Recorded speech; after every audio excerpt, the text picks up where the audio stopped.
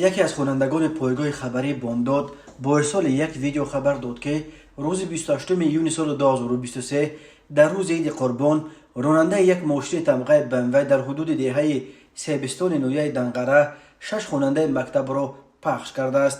این صدمه در روی کلان دوشنبه کلوب که از سیبستان میگذرد رخ داده است.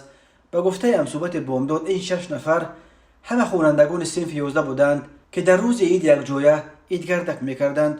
در تاجیکستان امروز امصنفان عیدگردک کردن ساکنان به حکم عنعنه در آمده است. بر اثر صدمه از این 6 خواننده مکتب دست و پای 4 نفرشان شکسته و 2 دیگر را در حالت وزنین مدوشه در بیمارستان مرکزی نویه دنقره بستری کردند.